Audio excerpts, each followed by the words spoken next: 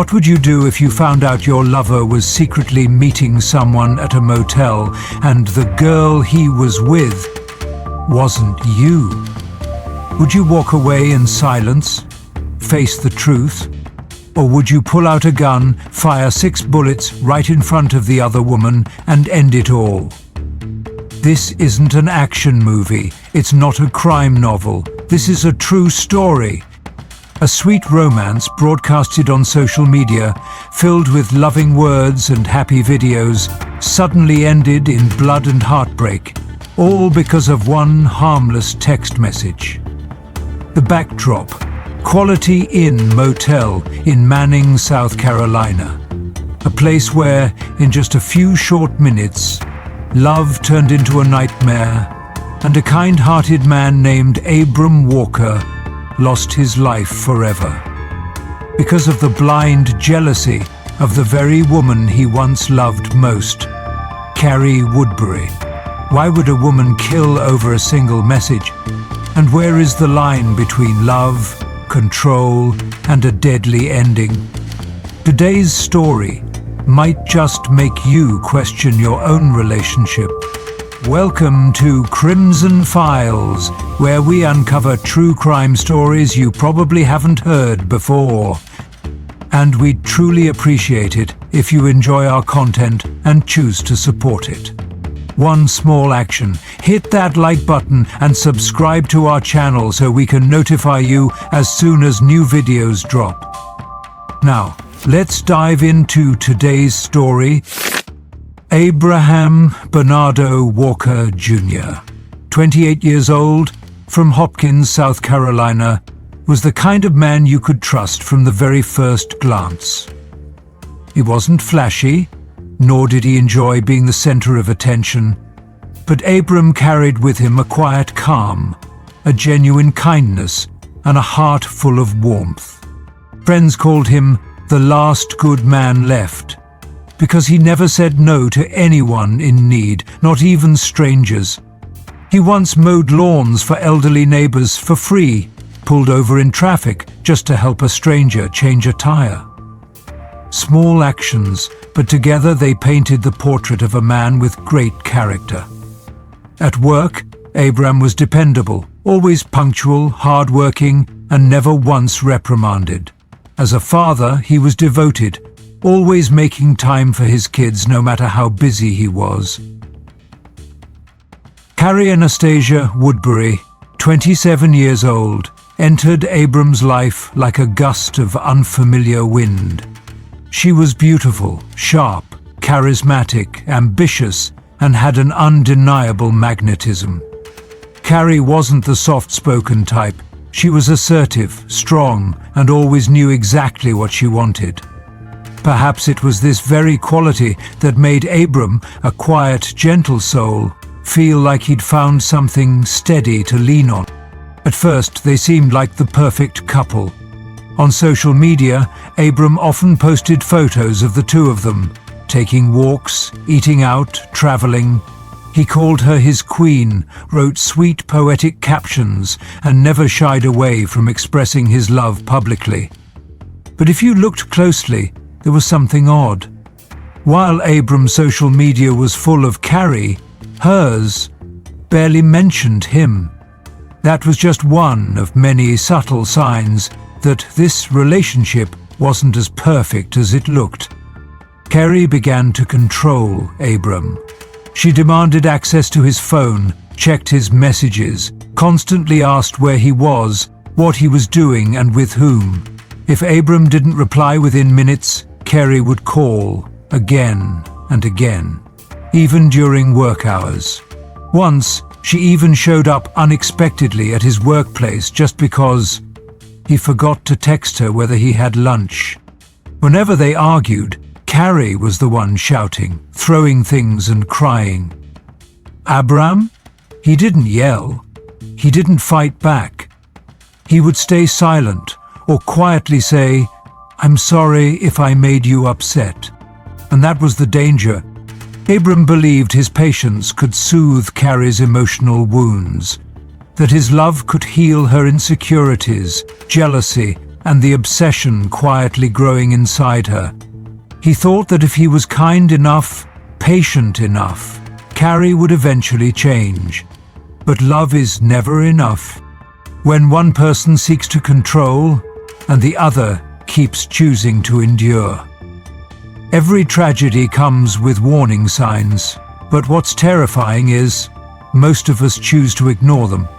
Throughout what seemed like a romantic relationship, Carrie Woodbury repeatedly showed signs of emotional instability, from random outbursts of anger, baseless accusations, to controlling behaviors far beyond the limits of a healthy relationship. Abram Walker, true to his nature, kept trying to understand, to endure, and to believe. If I'm just patient enough, she'll change. But Carrie didn't change. In fact, everything escalated in a dangerous, repeating cycle. She once threw a drink in Abram's face at a family gathering just because he chatted briefly with a female relative she didn't know. She screamed in public, smashed her phone, yanked his bag away to check every message, every call.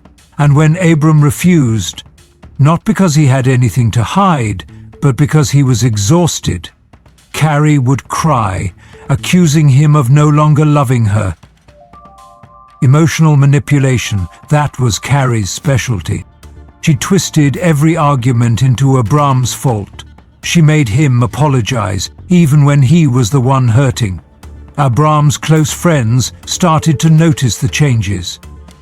He became distant, avoided group hangouts, rarely mentioned Carrie, and always looked around anxiously when answering his phone. "She's just a little sensitive." That was Abram's usual answer whenever someone asked. But the truth went far beyond sensitive. Carrie began controlling Abram's social relationships. She demanded he cut ties with female colleagues, pressured him to skip office events, and imposed a nightly curfew. One time, when Abram didn't reply to her text within 10 minutes, she showed up at his workplace and waited in the parking lot with fury in her eyes.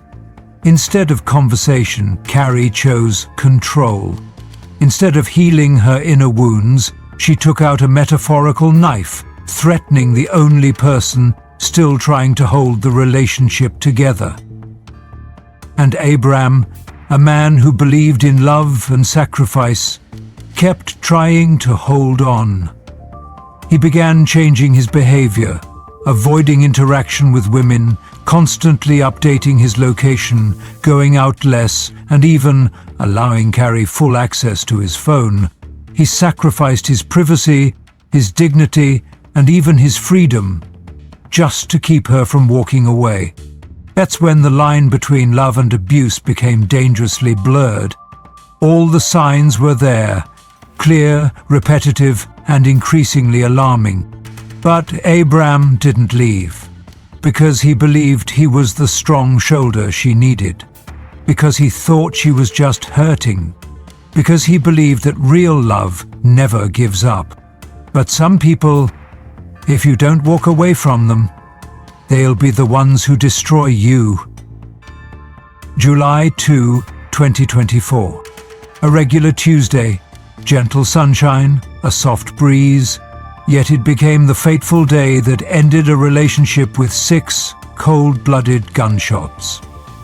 Abram Walker and Carrie Woodbury checked into the Quality Inn off Paxville Highway near Manning, South Carolina. They booked room 214, a small, quiet space, with the intent, as Abram told a co-worker, to have a serious talk about the future. No one could have imagined it would be the last room Abraham would ever enter. They checked in around 6:15 p.m. According to the front desk clerk, Carrie seemed restless, constantly fidgeting and checking her phone. Abram, on the other hand, looked exhausted, yet remained polite and composed, like a man trying to salvage the remnants of a dying love. Once inside, Abram said he needed to shower. Carrie stayed behind, alone with the suspicion that never left her side. And then Abram's phone buzzed. She picked it up. The passcode? Carrie had known it long ago. A message flashed across the screen. "Thank you for always listening. You're the only one who understands me." From someone named Jessica. A co-worker, a friendly message, a harmless thank you. But to Carrie, in that moment, it was a sentence of betrayal. To her, it was undeniable proof. Abram had cheated. Jealousy exploded inside her, like gasoline meeting fire. She screamed, "Who the hell is Jessica? You're texting her again?" Abram stepped out, still wrapped in a towel, and before he could say a word, the phone flew across the room, shattering the bathroom mirror. He raised his hands, tried to explain. He said it was just work. He said she misunderstood. But Carrie wasn't listening. She no longer wanted to understand. In her mind, Jessica's name, Abram's face, the word betrayal echoed like a hammer striking over and over again. Sensing things were spiraling, Abram tried to leave the room, but Carrie blocked the door. At 8:12 p.m., according to security cameras, 6 gunshots rang out. Carrie had pulled out the .38 caliber revolver she'd bought 3 months prior for self-defense and fired it at the man she once called the love of her life. 3 bullets struck Abram in the chest and abdomen as he stumbled back. 2 more hit his back as he turned to flee. The final shot pierced his left shoulder as he tried to escape down the stairs. Abraham collapsed on the second-floor stairwell. Blood soaked the tile beneath him. Carrie stood over him, captured on camera, for nearly 40 seconds, simply watching his lifeless body. Then she returned to the room, packed her belongings and wiped the blood from her clothes. She didn't call for help. She didn't scream. She didn't show an ounce of regret. 15 minutes later, another guest stumbled upon Abram's body and called 911. Hunter and 11, but by then, it was too late. One serious conversation, one innocent message, one man dead. In just a few short minutes, between jealousy and rage, love turned into death, and Carrie crossed a line she could never return from. As the flashing lights of patrol cars swept across the rows of rooms at the Quality Inn, the night in Manning seemed to freeze in an eerie chill, unusual for a summer evening. It was 8:41 p.m., less than 30 minutes after the gunshots rang out. Clarendon County deputies responded to a frantic 911 call from a shaken hotel guest, reporting a man lying motionless by the stairwell, blood pooling around him. By the time they arrived, Abram Walker was already dead. He lay still, eyes wide open. The bullets had taken the final breath from a man who, just hours before, still held hope of saving his relationship. Police quickly sealed off the area. Shell casings were scattered from the second-floor hallway to the doorway of room 214, where 27-year-old Carrie Woodbury was found, sitting calmly on the bed, her hands still stained with blood, and a .38 caliber revolver resting on the nightstand. No panic, no tears, no apology. When asked what happened, Carrie replied with a cold, detached sentence, as lifeless as the blood-soaked room around her. He was texting her again. Officers handcuffed her with barely any resistance. She didn't argue, didn't deny it. She simply left the room, as if it were just something that had to be done. News of the killing spread like wildfire. The Manning community was shaken. Abram's family and friends were in disbelief. But what was more terrifying was how few were truly surprised. I told him before, a close friend of Abram's shared, there was something off about Carrie, but he loved her. He always believed she just needed to be loved a little more. Abram's mother, the woman who had just lost her only son, didn't speak to the cameras. She only clutched his photo, tears streaming down, in silence. Carrie was charged with first-degree murder. Her defense attorney requested a psychological evaluation, but the evidence was overwhelming. 6 gunshots, no sign of struggle, and Carrie's own chillingly quiet confession. The community was outraged, not only because a life had been taken, but because so many had ignored the bright red warnings of a toxic relationship. Everyone had seen it. The public arguments, the dozens of phone calls whenever Abram didn't respond to a text, the time she threw a drink at him at a party, simply because he looked the wrong way. Everyone saw it. Everyone except Abram, who didn't want to believe. Because he loved her, because he thought if he was kind enough, patient enough, sincere enough, then love would heal her. But some wounds don't need healing, they need leaving. And now, the one who left was him. Forever.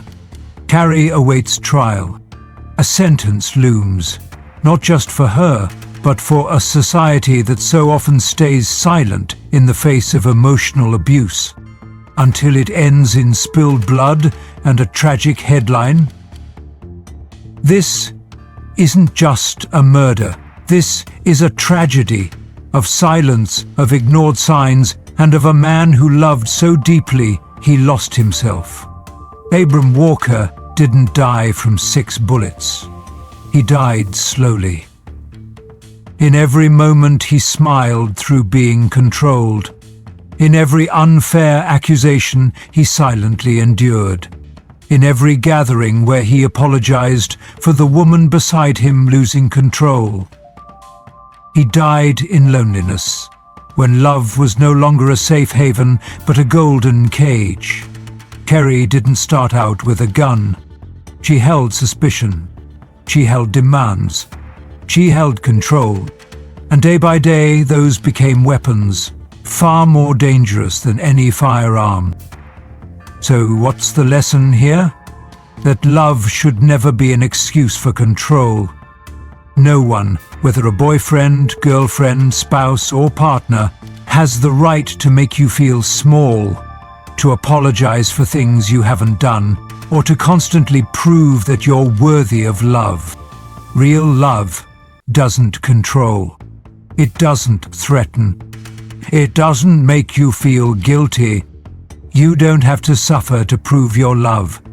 You don't have to give up healthy friendships. You don't have to reply within 2 minutes just to keep the peace. And you should never have to live in fear to hold on to a relationship. Abram is a painful mirror for so many who are stuck in similar situations, yet keep telling themselves, it's not that bad. She's just tired. Things will get better. The truth is, if you have to change who you are just to keep someone happy, that's no longer love. That's possession. And if you're on the outside looking in at a relationship showing toxic signs, don't just respect their privacy and stay silent. Ask one simple question: are you really okay? That one question could be life-saving. Observe, pay attention, speak up when something feels wrong. We can't rewind time, but we can change the future if we choose to speak up today. And finally, if you've stayed with us this far, please share this video, because somewhere, someone might need to see it. Hit subscribe, not just to follow more true stories, but to help us spread a message that matters. Love doesn't kill. Ignorance, silence, and toxic control do. Be the one who breaks the silence. Be the one who says what others are afraid to say, because sometimes a video shared at the right moment can save a life.